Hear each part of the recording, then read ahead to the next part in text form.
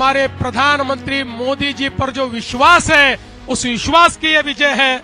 मुंबई की सड़कों पर आज जो भगवा लहर नजर आ रहा है वो सिर्फ एक चुनावी जीत नहीं बल्कि पिछले 45 सालों के राजनीतिक इतिहास का सबसे बड़ा उलटफेर है।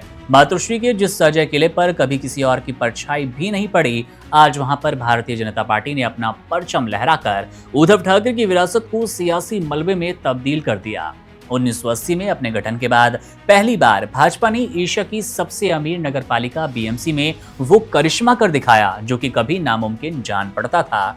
227 सीटों वाली बीएमसी में भाजपा और एकनाथ शिंदे की शिवसेना के गठबंधन ने 118 सीटों का जादुई आंकड़ा पार कर लिया, जिसके साथ अब यह तय हो गया कि देश की आर्थिक राजधानी का अगला रिमोट कंट्रोल किसी और के पास नहीं बल्कि सीधे भाजपा के हाथों में होगा।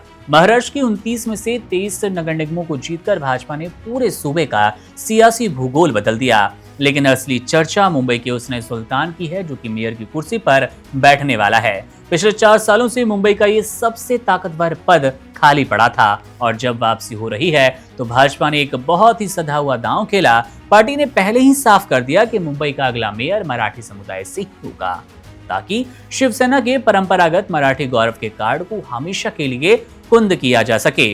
रेस में सबसे आगे 2 नाम है। पहला नाम है दिग्गज नेता किरीट सोमैया के बेटे नील सोमैया का, जिन्होंने दूसरी बार पार्षद बनकर अपनी राजनीतिक पकड़ मजबूत कर ली और राजनीतिक पकड़ का लोहा मनवाया है। बीजेपी भी अब भरोसा मजबूती से कर पाएगी। वहीं दूसरा और सबसे चौंकाने वाला नाम है तेजस्वी घोसालकर का, जिन्होंने चुनाव से ठीक महीने भर पहले ही उद्धव गुट का साथ छोड़कर भाजपा का दामन थामा और दहिसर से प्रचंड जीत हासिल की। तेजस्वी को मेयर की कुर्सी सौंपकर भाजपा न केवल उद्धव गुट को एक बड़ा और कड़ा संदेश दे रही है बल्कि ये दिखाना भी चाहेगी कि पार्टी में आने वाले वफादार चेहरों को सबसे ऊंचा इनाम दिया जाता है। 2017 के चुनावों में भाजपा और तत्कालीन शिवसेना के बीच कांटे की टक्कर थी, जहां पर भाजपा 82 सीटों पर सिमट गई। लेकिन इस बार उसने अपनी रणनीति से ठाकरे ब्रदर्स की जोड़ी को धूल चटा दी।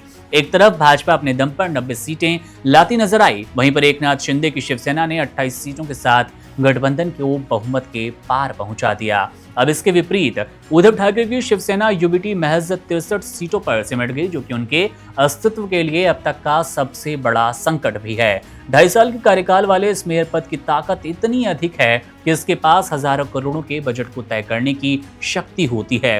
हालांकि प्रशासनिक कमान नगर आयुक्त के पास होती है, लेकिन राजनीतिक विंग का मुखिया होने के नाते मेयर मुंबई की धड़कन तय करता है।